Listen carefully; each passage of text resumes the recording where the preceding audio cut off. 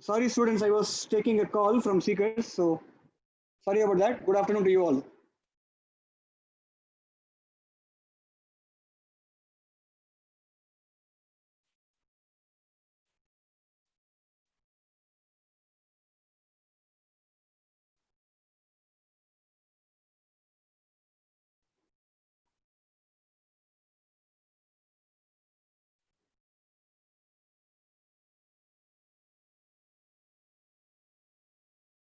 So there is going to be a weekend test.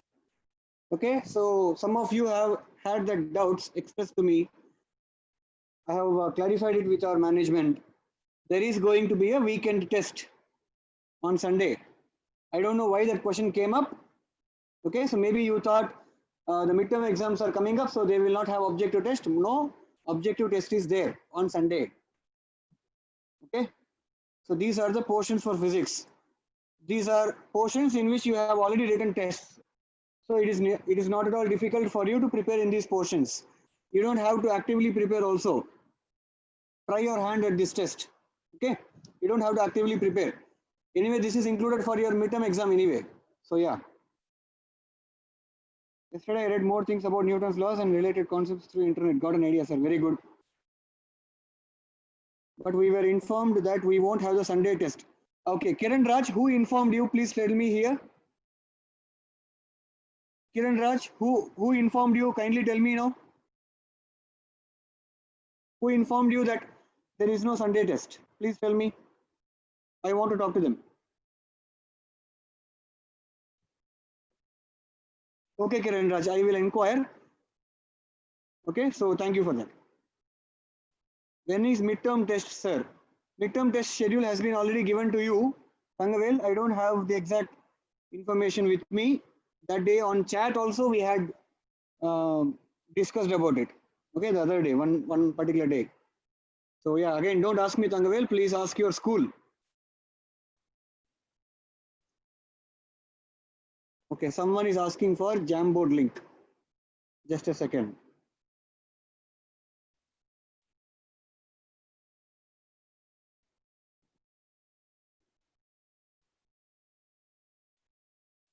Okay, there is a Jamboard link.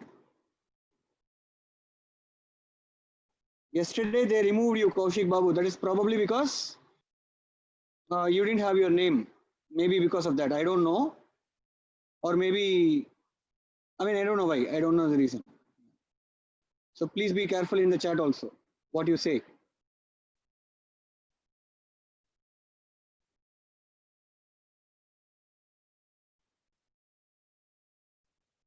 Okay, so how tough is the test of both midterm and weekend test, sir? I cannot tell you, Balmurugan. I have not yet set the paper. For weekend test, I did not set the paper. For midterm test, I think someone else set the paper and I saw the paper. I'm going to change a few questions because they are on circular motion. I'm going to change them. But otherwise, subjective test is a very simple test only there. I saw that. Okay. Weekend test, I am yet to set. It will probably easy only. It will not be difficult. Like last week or the previous week. Very trivial. Only derivatives in calculus, right? Maybe one or two questions in integration also I'll throw in there. Okay. Try your hand. No issues. Don't worry about it. All right. Are we all here? There are only 150 today.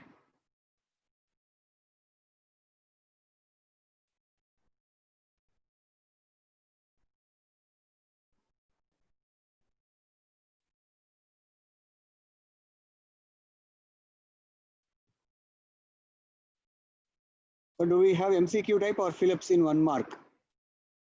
In 1 mark questions, I think you will have MCQs. Okay. See, I think there is no particular norm set by the CBSE. Last time, actually, no, last year when they gave us the sample papers for physics and chemistry, they kind of mixed it up. Okay. In one subject, they had 20 marks for fill in the 20 MCQs.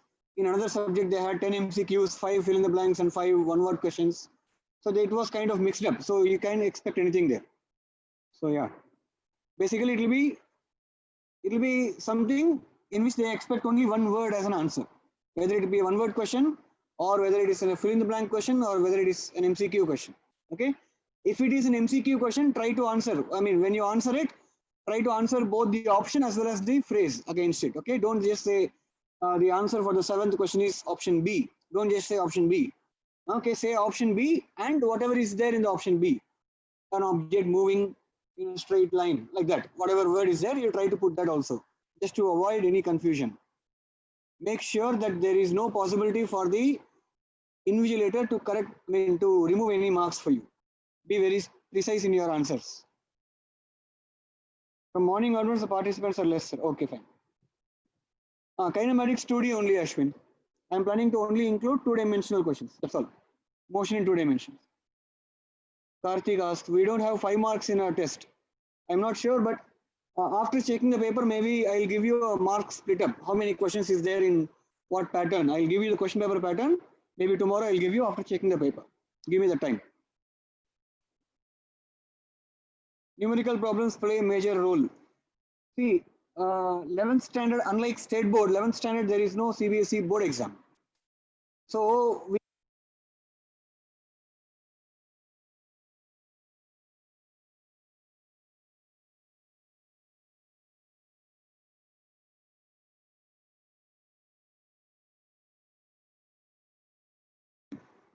so basically the teacher can set the question paper in any pattern they want.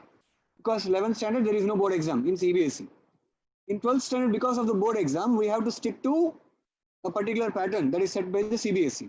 And CBSE says there must be 33% of questions marks to be numericals, meaning out of 70 marks, 21 to 22 marks must be numericals. Okay, so that is how it is actually. And it is also said that overall 33% of the questions must be having some internal choice. There is never an external choice in CBSE question paper. External choice means like after giving 5 questions to you, they will never ask you to write any 3 answers, like any 3 questions. Okay, so choose any 3 out of 5 and write the answers. That kind of a choice will not be there. They will give you 3 questions and in each question they will ask you answer this or this. Okay, second question, answer this or this. Third question, answer this or this. So you only have internal choice, you don't have an external choice in CBSE. That is also like 1/3 of the paper. So these are some norms are there. We'll share to you when you come to 12th standard, I'll tell you. Okay. Vijay Rubesh, I have a doubt, all the bodies are in motion when seen from other frame. So is it correct to say natural state is rest? Good point. That is where we have to talk about frames of reference. So we will talk about that in this chapter. Either or type. Correct, Narayan. Balamurgan, will you teach in KNMS? That's where I had been teaching all my years in secrets, but let us see. Both seems to be same, internal and external. No, they're actually not same. Okay, they're not actually same. In 5 questions, choose any 3, kind of gives you more leverage. You can basically remove, you can leave out a chapter completely. Okay, Ganesh? If I am not very comfortable with one particular chapter, I can completely ignore it if there is external choice, because I can completely ignore that, right? No, but in internal choice, if there is a question that comes from that chapter, with internal choice, both the questions will be from the same chapter only. You cannot leave it out. That is the problem with internal choice. Pranav asked, don't we need to read the uniform motion in kinematics? I don't understand what you mean. When you read kinematics, you read all states of motion. That is there in the syllabus. Circular motion, you don't have to read. For JEE students, at least, I am told that it is a common paper for JEE as well as NEET, 11th class students. If it is a common paper also, because we have not learnt circular motion yet, there will not be any question from circular motion. That is my responsibility. If any question from circular motion appears, you will get free marks for that question. But you have to attempt it, okay? Just write the question paper and leave, I'll give you marks.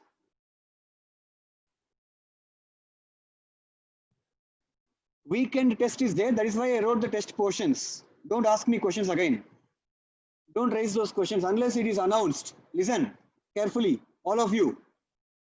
Unless it is announced that there is not a test, okay, unless it is announced that the test is cancelled on a Sunday, you will have an objective test every Sunday. Okay? I have, it is very, very rare that an online test, I mean, particularly an objective test is cancelled by seekers. I have never heard, like I have been here for 12 years, seekers has never cancelled a test, objective test. Very, very rare, even if it's there. Okay, that too offline. Because of rain, a test could have been cancelled. Okay, so some reason, maybe collector has announced a leave, suddenly a local holiday, so the test had been cancelled. Very rarely it has happened. And now that it is online, I'm pretty sure that seekers will never cancel an objective test on Sunday. Remember that. Understood? So don't ask me again and again. If you get an SMS or if it is posted on Learnity or if the school tells you that there is no test this Sunday, objective test conducted by seekers, then that is news. Otherwise, don't ask questions. Okay, whether test is there or not, please never ask that question unless it is told to you that there is no test specifically. Okay, and your friend telling you or your friend's mother or father telling you that there is no test is not information. Okay, yeah, please be sure about it. Next week we will not be doing any classes. The upcoming week, I'm not sure about that also. SP, I mean Balamuragan, I will have to let you know. If there is no class, you will get a message. Siddharth, I have no idea yet. I'm very sorry about that. Whether to post the answer sheet on Learnity or not, I don't know. I think it will be informed to you how to answer the paper. Don't worry about it. It will be properly updated to you. Okay. If not myself, some other some host is there. No, Seekers Education host is there. The host might be able to tell you, or Mr. Ranjit will contact you and tell you, or you will get an SMS from your school, or maybe from Seekers you will get a message on Learnity. Somewhere or somehow you will get that message, Siddharth. The other Siddharth MP. Yeah. Okay, I think enough of information, enough of confusion with information this today. Okay, so yeah, so this weekend the test portions are these as shown on the screen. The question ends there. Petri will ask your doubt very fast.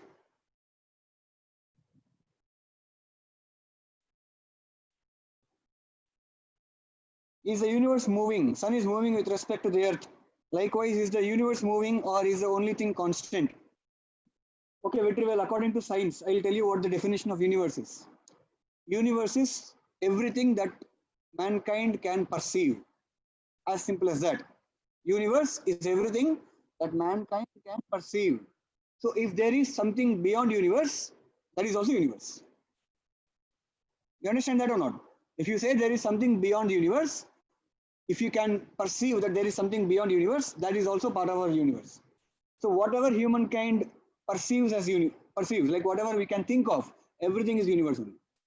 So if is the universe moving or not, there is no reference frame for universe. It is the ultimate thing. So there is no reference frame for it. Understood? It is like you sitting in a car. Whether the car is moving with respect to, whether the car is moving outside or not, we don't know.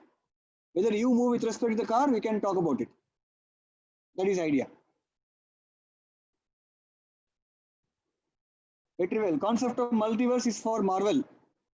Don't worry about it. Pseudo vacuum outside the universe, like they're all just concepts. They're not theories. Okay, they're not properly proved theories. They're just concepts, ideas. Kaushik Babu, is it true if we travel at light speed, we can travel through time? Maybe, may not be. We don't know yet. All we know yet is that we cannot travel at speed of light. That is all. So a question of if is only a theory or a concept. Okay, so I'll tell you a simple idea. Kaushik, listen. If I'm running very fast and if I make a sound, I can hear it. It's only my sound. I can still hear it because the sound travels much faster. Sound travels at a speed of 330 meter per second, very, very fast. Okay, I will be totally running at a speed of 10 meter per second or 15 meter per second. But if somehow I am in a, G.I. Joe's plane, the fighter planes, a fighter plane can actually travel at the speed of sound or even faster. That is why they're able to make shock waves when they move. Okay, so when you're in a fighter plane and you talk to yourself, you cannot hear yourself. Even if you speak, even if you make a sound, you cannot even hear yourself because the sound will be following you, but you are traveling faster than sound. The sound cannot reach you. Your own sound cannot reach you. So you cannot hear your sound basically. So if you talk here, if you speak something here and you move faster than sound and go somewhere else, the sound will reach you later. So you will hear yourself from the past. Understand that when you reach that point, you receive the sound later. So you hear yourself from the past. That is about sound. Now imagine this is happening with respect to light. If you travel faster than light and reach somewhere, the light that started from your body in the past will reach you in the future when you reach there. So it is like yourself, you looking at yourself in the past. So that is kind of time travel, but there is no idea, there is no practicality to this yet. So it is only an idea or a theory, that's all. Okay, so don't worry about it. You might have learned a lot of things outside. If your curiosity is to be quenched, please read more about it, not here in the class. There are others who are getting bored. Okay, so I'm clearing this frame. Let us go to the previous slide. Let us continue with the class yesterday. Good afternoon to all of the class. Yesterday we were talking about laws of motion. We discussed a couple of new terms yesterday, equilibrium and inertia. Okay, inertia is defined as a tendency of an object to remain in a state of rest or uniform motion unless an external influence acts on it. It can be defined as a tendency or an ability or an inability, like it is there on the screen. There are three types of inertia: inertia of rest, inertia of motion, inertia of direction. Okay, so these are things. Please read on them in your textbook or from reference book or somewhere online. Please read on these things. It's nice to read, that's all. Okay, and then what is equilibrium? Equilibrium is a state, it's a state of rest or uniform motion. And rest implies acceleration is zero, uniform motion also implies acceleration is equal to zero. So basically equilibrium is a state of no acceleration. And Newton's first law states that, okay, just a second, the power went off.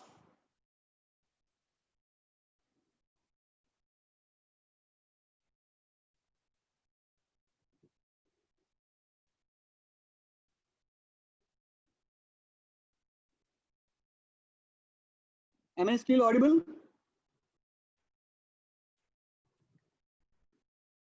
Oh, thank you. Fine, good. So connection did not cut. Okay, thank you. All right. Sorry for that. I just lost power at home. But apparently I put the modem on UPS, so the modem is still on. Good for it. Anyway, so the Newton's first law states that every object tends to be in a state of rest or uniform motion. That basically means unless you have an external influence on an object, its equilibrium cannot be disturbed. So the purpose of a force is necessarily to disturb equilibrium, or you can say the purpose of a force is to cause acceleration to an object. You can also say the purpose of a force is to overcome the object's inertia. Inertia basically is a tendency of an object to stay inert. Inertia is basically the tendency of an object to stay inert. Inert means being at a state of rest or uniform motion, not being able to change one's own state. That is called inert.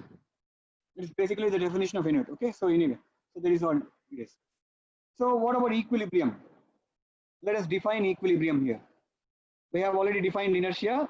Let's define equilibrium. Equilibrium is the state of motion of an object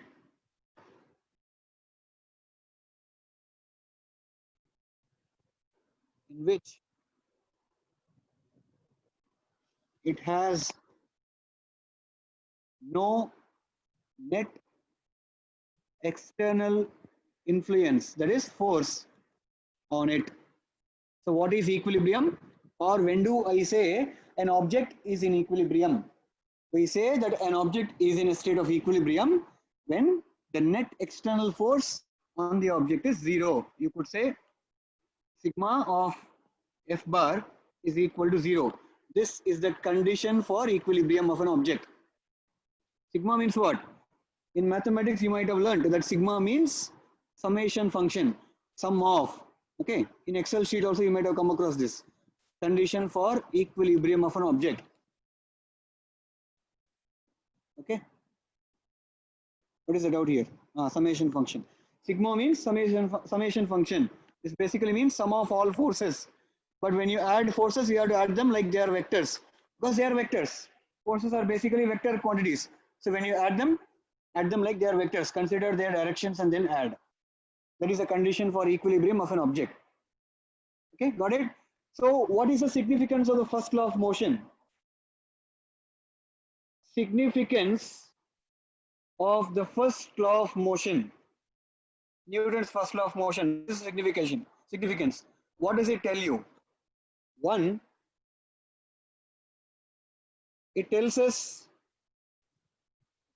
what is inertia. It tells us what is inertia. If you don't know where it tells it, look at the statement. Every object tends to be in a state of this tends, the tendency of an object to be in that kind of a state unless there is an external influence is what is called as inertia. So that is where the first law of motion kind of tells you about inertia. What is inertia? It defines inertia qualitatively. You could say first law defines inertia qualitatively. Qualitatively means it tells you what it is. It does not tell you how to measure inertia. It only tells you what inertia is. Secondly, the first law tells you what is equilibrium. It tells you what is equilibrium. Okay. So again, it defines equilibrium qualitatively again. It defines equilibrium qualitatively. Sorry. Defines equilibrium qualitatively.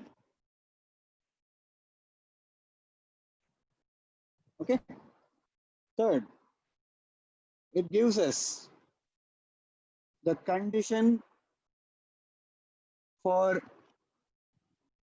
equilibrium of an object. The first law of motion gives us the condition for equilibrium of an object. And we already saw that condition. What is that condition? The sum of all external forces on a system is equal to 0. That is a condition for equilibrium of an object. Fourth, it defines force qualitatively. It basically tells you what a force is. The first law of motion basically defines a force qualitatively. How is a force defined? Force is defined as the external influence on an object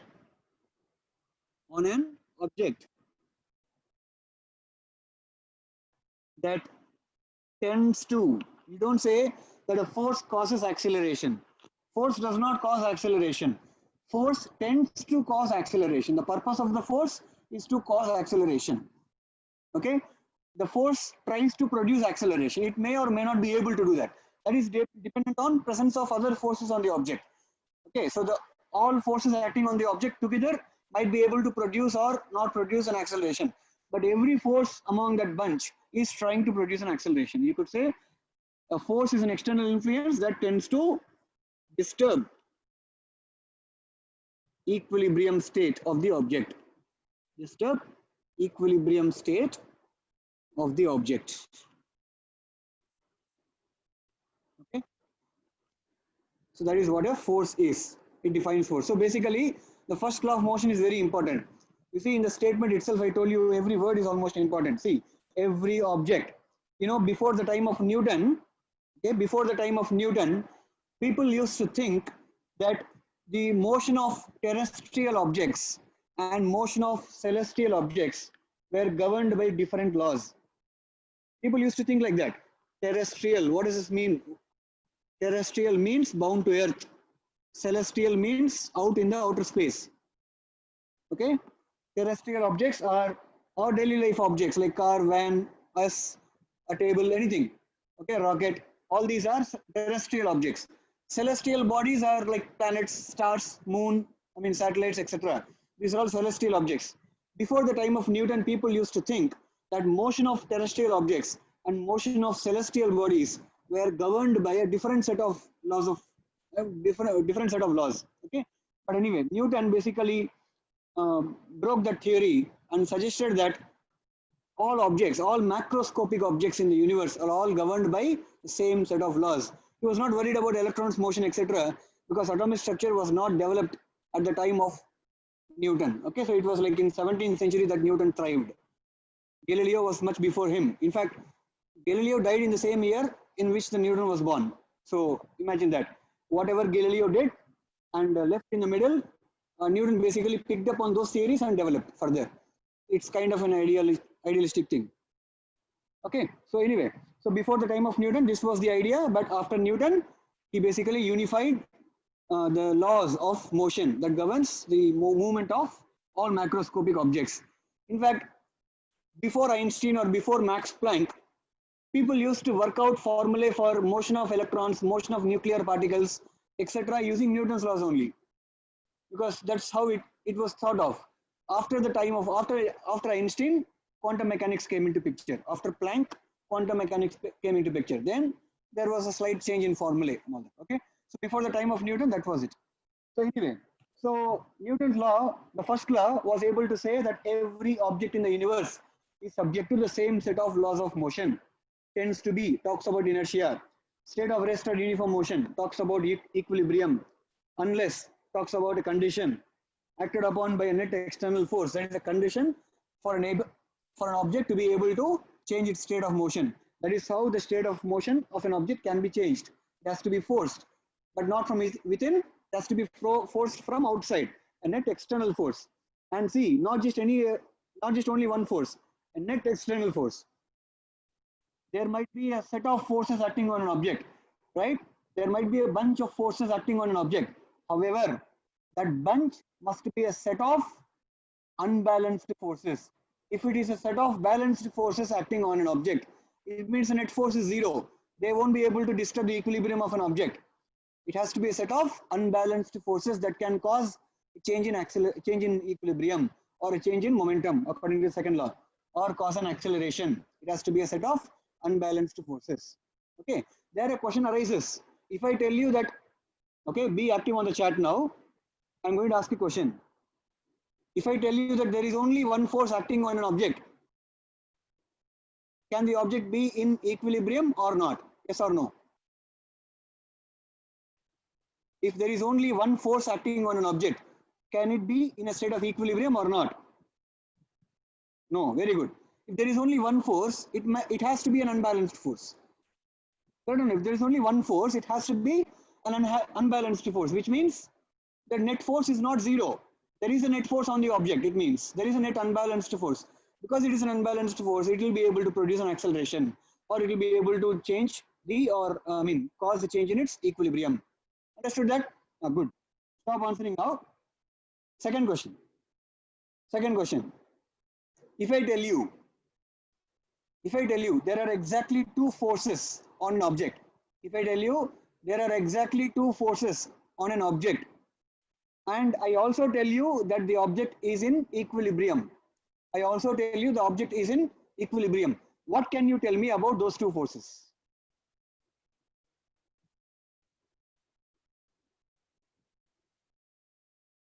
Okay, don't give me the word balanced. I understand balanced. If the two forces have to be balanced, what can you tell me about their magnitudes and directions? There are exactly two forces on an object, and the object is in a state of equilibrium. What can we say about those two forces? Those two forces must be in opposite directions. Okay, but some of you only told that much. If two forces are in opposite direction, does it mean they cancel out each other? They have to be equal in magnitude also. That also you have to say. Understood or not? If there are only two forces on an object and the object is in a state of equilibrium, it basically means the two forces must be a pair of balanced forces. They can only balance each other out if they are equal in magnitude and opposite in direction. Okay? Understood or not? Good exercise. Nice. Okay, now stop answering. Okay, stop answering. I'll ask third question. Let me ask the third question. Stop answering now. Third question is this. I'm telling you there are exactly three forces on an object. There are exactly three forces on an object. And the object is in equilibrium. I'm telling you that. The object is in equilibrium. If I say that magnitude of one of the forces must be equal to sum of the magnitudes of the other two forces. Okay, if I say magnitude of one of those forces is equal to sum of the magnitudes of the other two forces, am I true or false?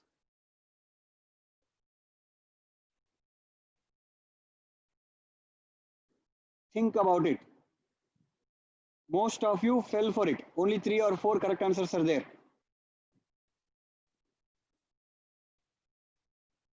So 10 points to the master now. Okay. I am repeating the question. Let me repeat the question. There are exactly 3 forces on a system, on an object.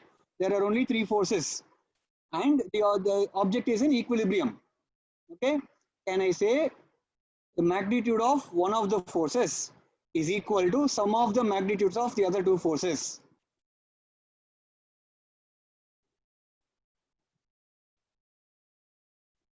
Let me show you what we can say.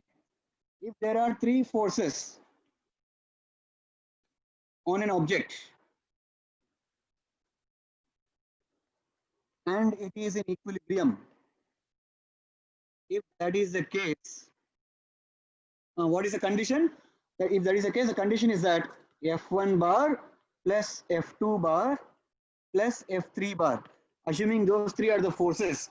We don't know their magnitudes, we don't know their directions. Some 3 forces, F1 bar, F2 bar, F3 bar. The sum of those 3 forces must be 0.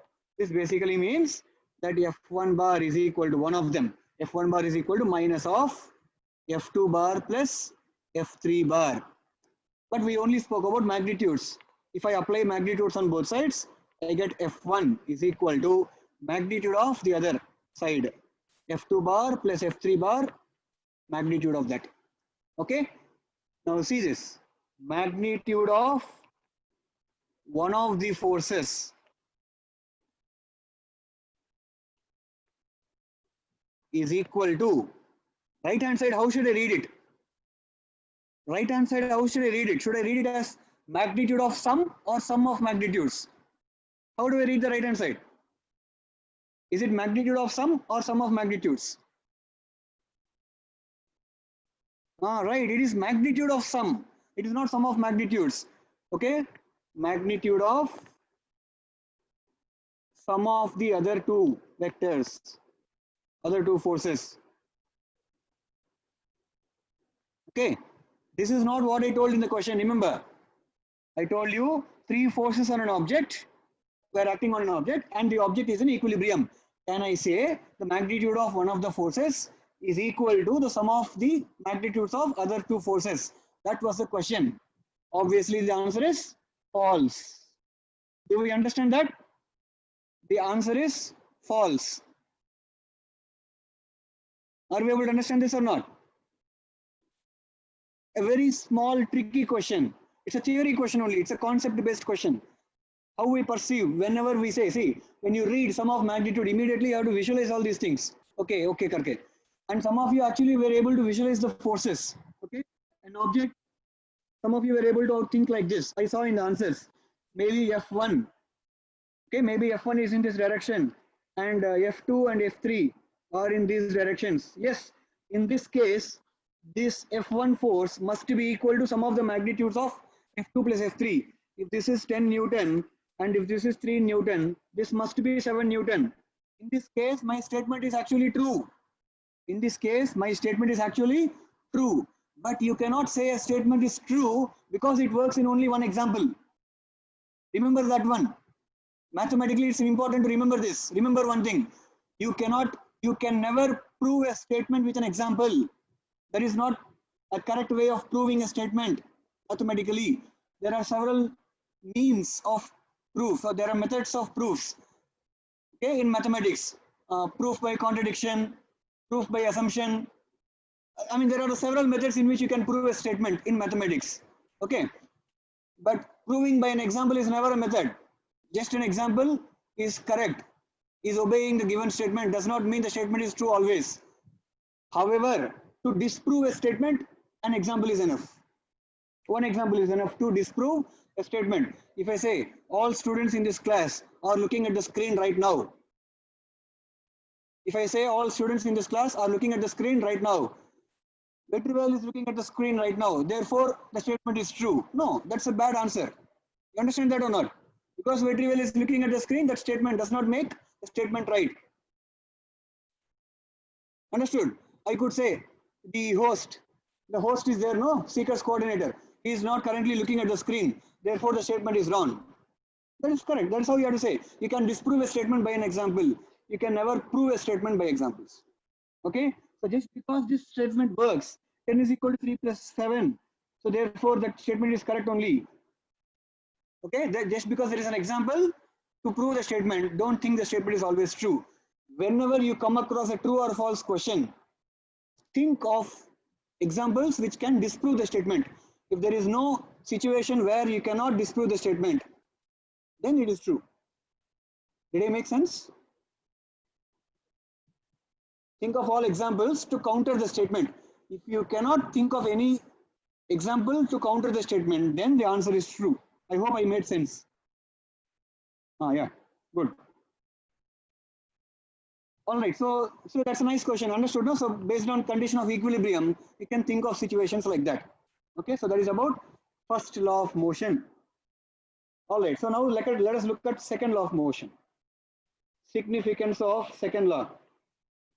But obviously second law states that, you remember the statement, second law statement. Second law states that the rate of change of momentum of an object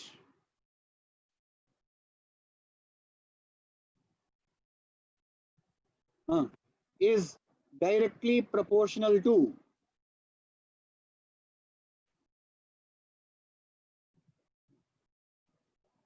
the net external force acting on it. The net external force acting on it as in on the object. This is the idea. Okay, this is the statement for second law of motion. But in this statement, there are a couple of terms which we may not have been familiar with. Some of us might be familiar, but anyway. So there is this term called momentum here. So we need to understand what is momentum first. What is momentum? Okay, we need to understand what is momentum. You might have come across this word, maybe if not in physics, you might have come across this word in games like football or cricket or something. There's something like in a particular session, if a particular team was dominating over the other team, it means they have some momentum now. In the other session, they want to carry over that momentum. They want to push hard and beat them very hard, beat the opposition very hard. Momentum is something related to, in physics, it is related to motion. Okay, so when you say for example, on a road, when you see two vehicles moving, one is a lorry, one is a car, both are moving with the same speed. You want to say which one carries more momentum. Simple idea would be to say the vehicle among those two, between those two, the vehicle which one, the vehicle which has to be opposed hard to stop, obviously carries more amount of motion. Obviously carries more motion. Okay, so basically I can define momentum as a measure of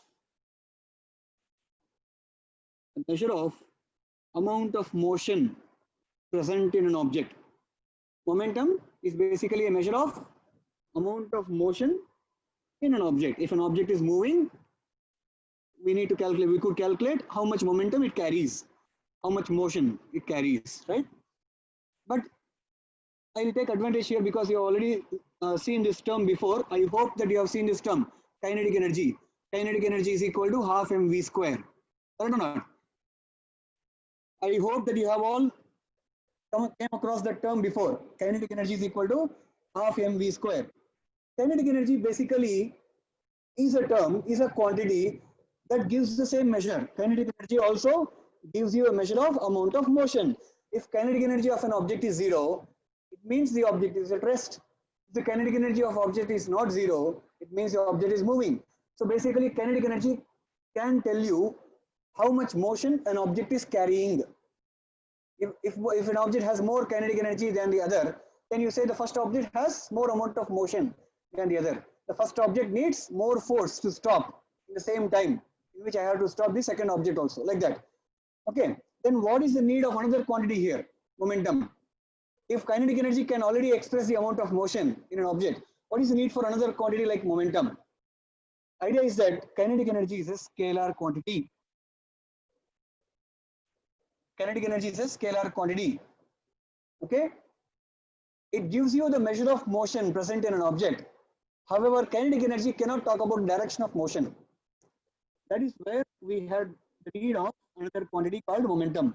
Momentum is denoted by small letter p, and of course it is a vector quantity. It is defined as a product of mass and velocity of an object. Momentum of an object is the measure of amount of motion. It not only gives you the measure of motion present in an object, it also gives you the direction of motion. That is how momentum is different from kinetic energy. P bar is equal to m into v bar. Momentum is defined as the product of mass and velocity of an object. That is all the definition. Okay, you could define it as a measure of amount of motion in an object, or you could define it as product of mass and velocity. If a truck and a car are both moving with same velocity, we say truck has more amount of motion than car because its mass is more. Okay, if two identical cars are moving on a road, one faster than the other, we say the faster car has more amount of motion than the slower car.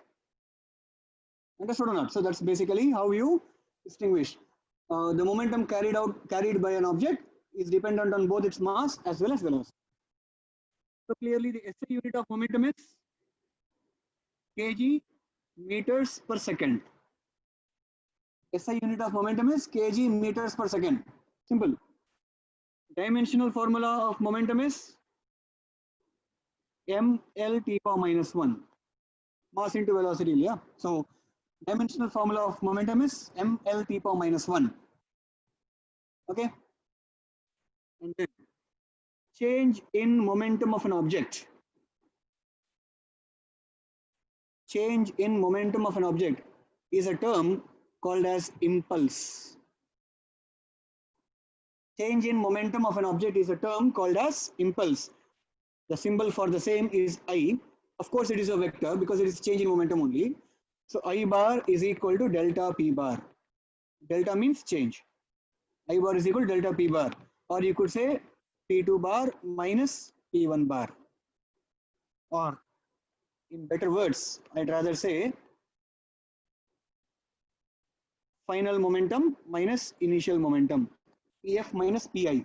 Final momentum minus initial momentum. So, but beware that momentum is a vector quantity. So, when you are subtracting this momentum, be careful about it.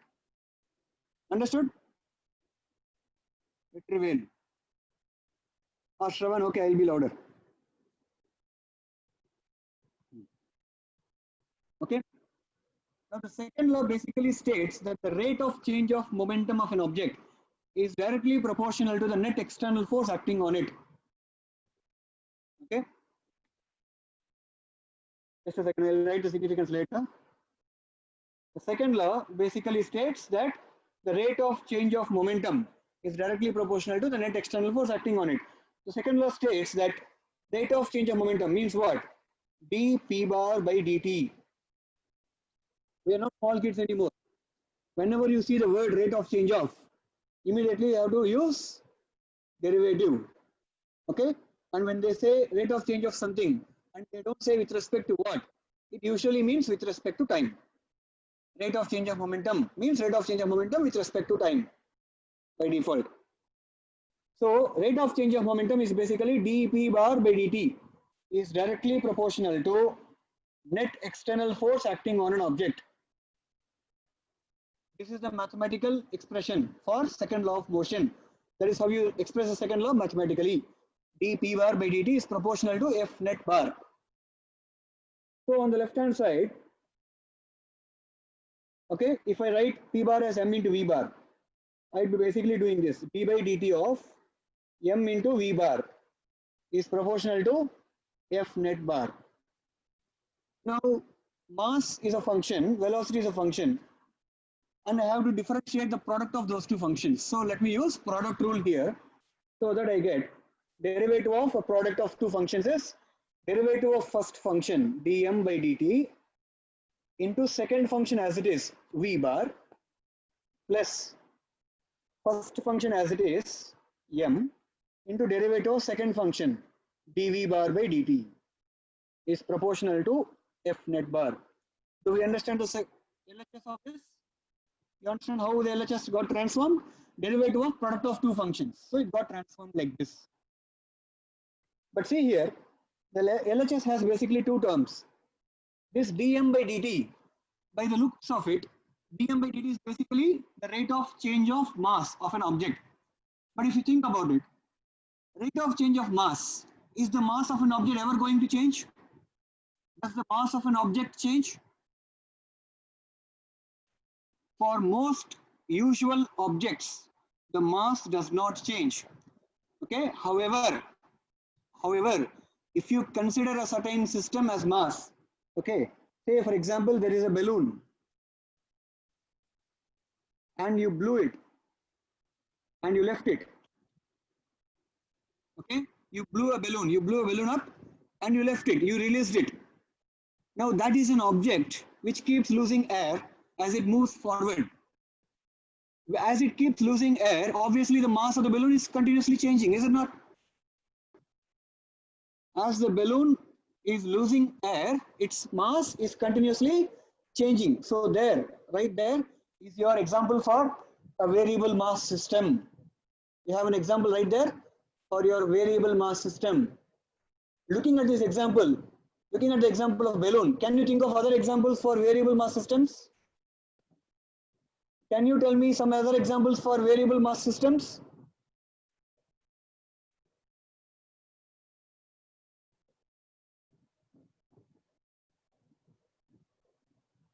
Cycle tire, yeah, that's an example. Cycle tire, I mean tube, not tire. Tube keeps losing air, yeah. Electron in LHC, that could be an example. Nuclear reactor, I'm not sure about that. Bubble bursts. It does not keep losing mass. Bubble just bursts. Football, yeah, that's over a very long time it loses mass. Cycle tube given. Human body, be hopeful, don't worry. Everything will be all right. Wait. Syringe is an example where it loses mass, but does it move? How does it? Rocket propulsion, Atish. Rocket propulsion is an example. You know, a rocket basically carries a satellite. It also carries a lot of fuel. In fact, the amount of fuel in a rocket is much massive, much heavier when compared to the satellite or the payload that it carries. So as a rocket goes up, by burning or combusting the fuel, the exhaust gases that come out basically account for the loss of fuel. And that's a heavy loss of mass. It's a lot of mass lost by rocket. That's an example, good, right? Next. So no, you guys tell me the example. Array, someone is saying puffer fish. Don't tell me examples where you can blow things up. Don't imagine like that. Imagine out of the box. See, I'll tell you a very simple example. On a railway track, if there is a trolley that is moving and it has a sand, okay, there is a trolley on railway track and it is moving forward. It has a heap of sand which keeps falling down. Okay, a trolley moving on track on a floor with a heap of sand on it, where the sand is slowly pouring out. That's an example for losing mass system. Yeah, if the pot is moving, if a pot is moving and it is leaking air, leaking water, you could call that a variable mass system. Think out of the box, right? In an airport, you might have come across this baggage scanner where there are a lot of rollers and there is a belt over it. You might have come across a baggage scanner in an airport. Have you come across that? Baggage scanner? Yeah, there are a lot of rollers on which there is a belt, conveyor belt it is called. If you put a bag here, the belt is continuously moving like this. So the bag moves forward. So someone puts a bag here, someone removes a bag there. Okay. So the total mass that is being borne by these rollers is not going to be constant. There is, I mean, always somebody is going to add weight, always somebody is going to remove weight. And we don't know equal weights are being added and removed on also. Okay. Looking at this example, you can think of escalator as an example. Can you think of escalator as an example for this? On an escalator. Or I'm assuming all of you might have come across an escalator. Okay, people board an escalator at some point. I mean, at one end, and people no come down an escalator at other end, right? So, like an escalator is basically a variable mass system. In a factory where there is an assembly line, you have a conveyor belt. The products are added at one end, the products are taken away at the other end. That's a variable mass system. So there are many variable mass systems available. Okay, there are many variable mass systems. So do not worry about all those examples. I'm just telling you, I'm just trying to convince you that there are variable mass systems. Okay, it is possible to have such systems. I'm rubbing these off, by the way. It is possible to have a variable mass system. The most common thing that you might come across in our subject would be the rocket propulsion, nothing else. You probably will never come across other systems, other kinds of examples. Maybe rocket propulsion will come across, you will come across, but others may not. Okay. So the first term is actually possible, but in most daily life situations, the first term becomes 0. In most daily life situations, the first term can be written as 0 because the mass of a system does not change.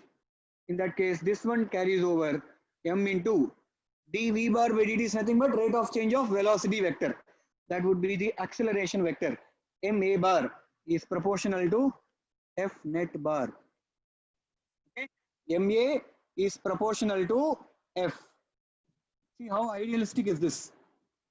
Most of you might have studied f is equal to ma, but I'm telling you ma is equal to f. Equal to or proportional to? I'm telling you ma is proportional to f, not f is proportional to a. That is where the importance of the distinction between dependent and independent variables is important. It comes across, okay? F is the independent variable. Acceleration is a consequence of force. Because there is a force, there is acceleration. Understood or not? Don't think it is otherwise. Because there is acceleration, there is a force. Don't think like that. No, that would be wrong. You cannot think that force is because of acceleration. No. Acceleration or the change of momentum is the consequence of a force. Understood or not? So you always make a statement saying a dependent variable depends like this on an independent variable. That is how you make a statement. So you never say f is proportional to ma. You always say ma is proportional to f. That is how it is correct. Okay? But anyway, mathematically it does not make any difference. I'm just telling you. So m into a bar is proportional to f net bar. What about proportionality constant? F is equal to, I could say f net is equal to some proportionality constant k into mass into a. F net is equal to some constant, proportionality constant into mass into acceleration. So SI unit of force is nothing but kg meters per second square. SI unit of force is nothing but kg meters per second square. Mass is measured in kg and acceleration is measured in meter per second square. Okay. I can call 1 kg meter per second square as 1 Newton. Newton is a SI unit of force. When you write it fully, all small letters. When you write it in a short form, symbolic form, you write capital N. Okay?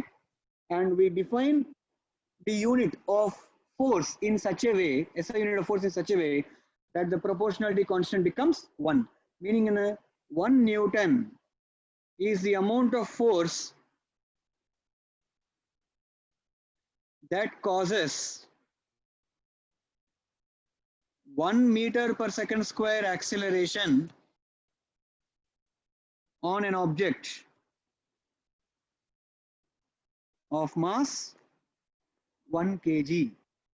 By defining force that way, by defining one unit of force that way, I can make the proportionality constant to be 1 unit. So I get the formula F is equal to MA. I get the formula F is equal to MA. Okay. Remember that F is equal to MA obviously is a very important formula. You may already know it, but anyway, I'm just telling you. F is equal to MA, or A is equal to F by M, or M is equal to F by A. In whatever form they ask you, you should be able to answer. They give you the amount of force and the object's mass that it is acting on. You should be able to tell me what acceleration is acquired by it. Okay. Now, say for example, there is a question like this. Example question. Question 1. What acceleration is produced on an object of mass 4 kg by a force that produces 3 meters per second square acceleration on an object of mass 20 kg. Answer this. Answer this. When you answer it, tell me first question answer. First answer is this, second answer is this, like that you say.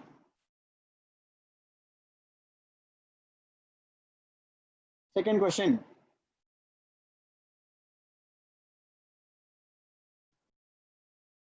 A car is moving at a speed 72 kilometers per hour on a straight horizontal road.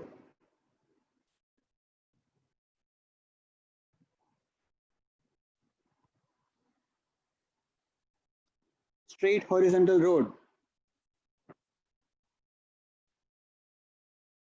Brakes are applied to stop the car in 4 seconds.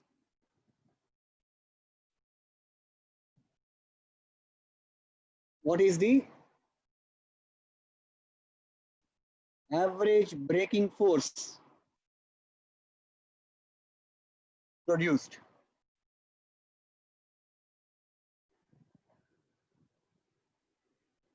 Also calculate, or what is the stoppage distance of the car?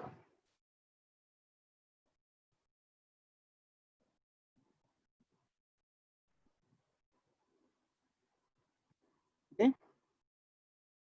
Take mass of the car as 1200 kg. Answer the first question and second question. We'll close the class today. Simple questions only.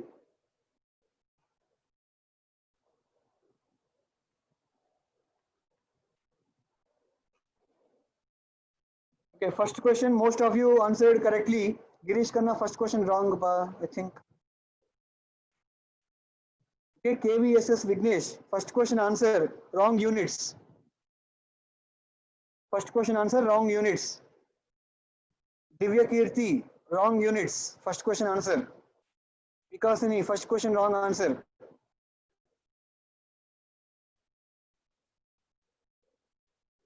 Kaushik Babu, that is wrong answer. Wrong units, wrong answer.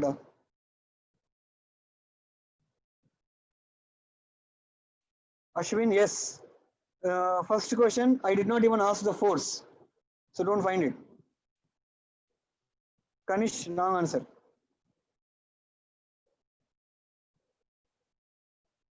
Kiran Raj, for which question you are giving answer? Vetri Veil. Correct. Prajita, wrong units. Sailesh, wrong units.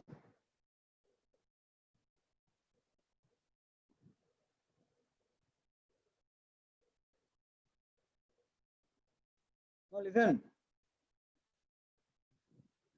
I would be very lenient with the steps that you write in an answer.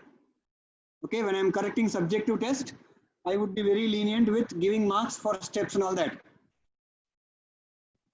Okay, how many steps you wrote, what calculations you did, how you answered the question, was it a known method or textbook method or notebook method, I don't care. I'd be very lenient with those things. Okay, what I will not be lenient with are correct units followed, exact answers given, such things. Okay, if the unit is wrong, I'll cut half mark for that. Okay, so see, if I ask you what animals do you have, if you say I have 10 donkeys instead of 10 monkeys, that is obviously a wrong answer. The 10 does not mean anything at all. Understood? Unit must be correct. Then what's the point of measuring anything if the unit is wrong? Vikasani correct now. Divya Malia correct. Vijay Rupesh second question wrong. Vijay Rupesh second question wrong. Pa. Girish Khanna correct. Vetrivel correct only I think.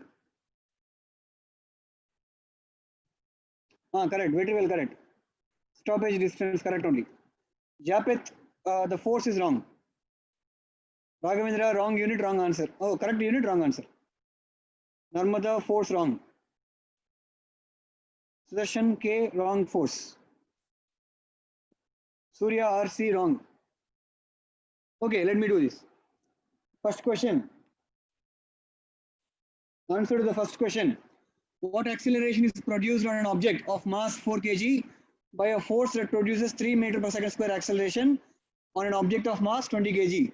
So instead of giving the force directly, they are giving it indirectly. So you can actually calculate the force. Okay, method 1, first method. I will do it in 2 methods. Look at this. First method. We can find the force.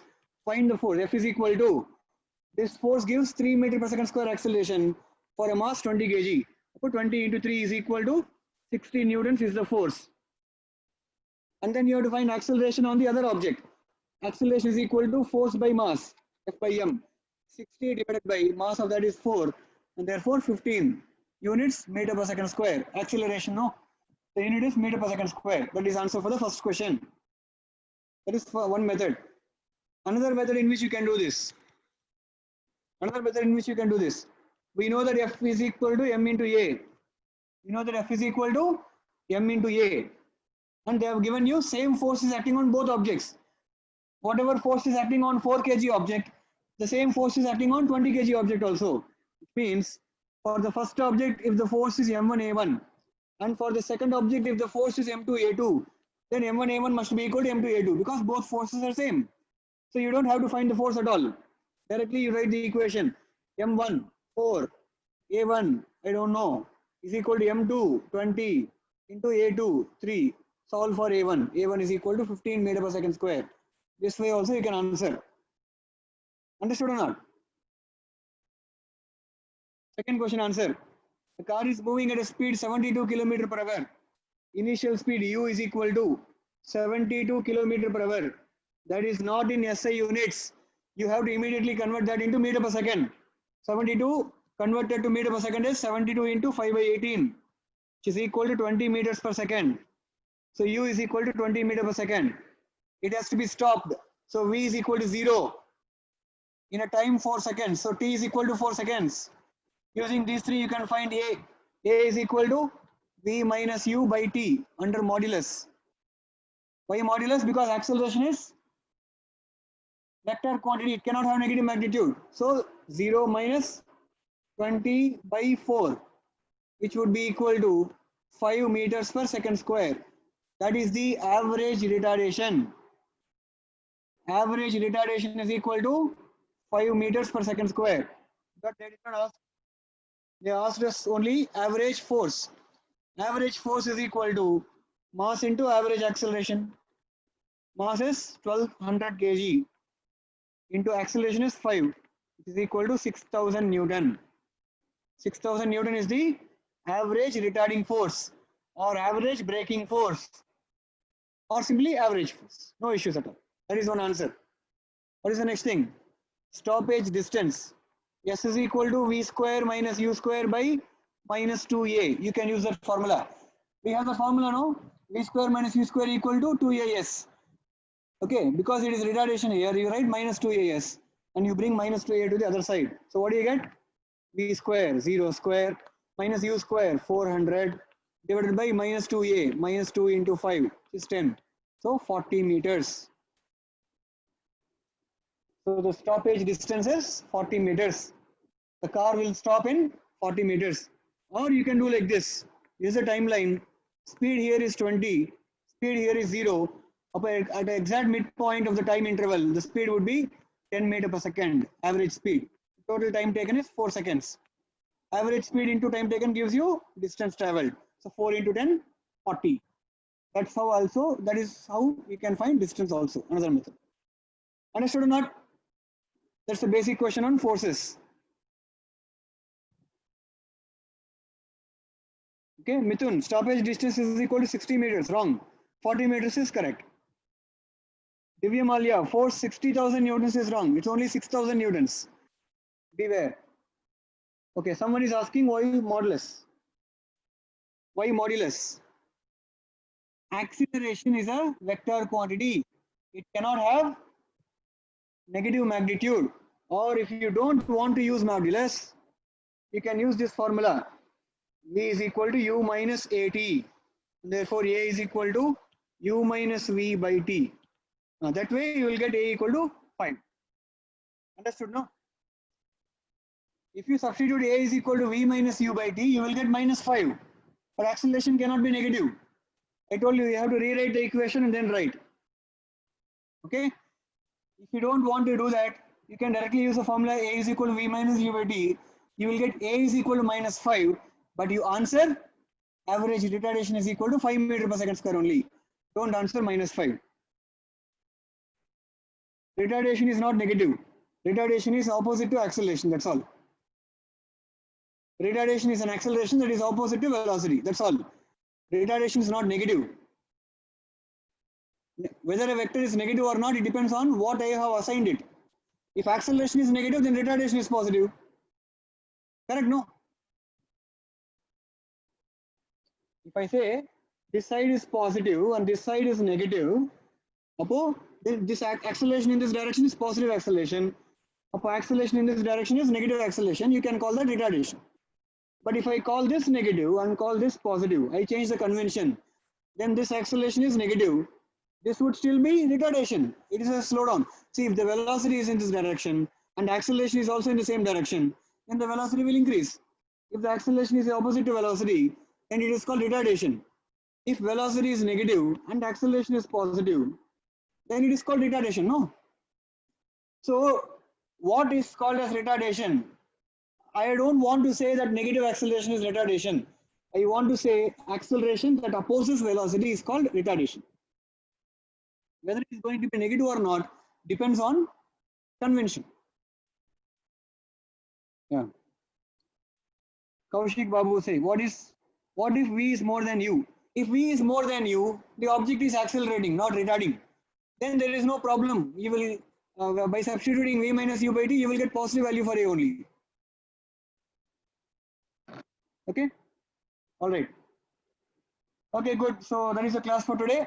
We shall meet tomorrow again. I think, yeah, tomorrow is Friday, so we'll meet again. Tomorrow we'll continue on second law of motion, significance. That's okay, Ganesh, no issues. Okay, good. Thank you. See you guys. Bye. I'm stopping the share now. I'll end the session for all. Someone asks why mod. I just explained.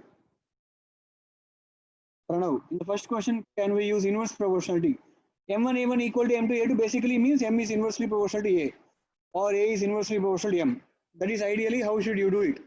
Okay, I want to say that, but I don't want to say that in an online class. I want to say that in a straight class. That would be better. Why mod again? Mod is because you want acceleration as positive. That's why mod. Okay, see you guys. Bye. I'm ending the meeting for all.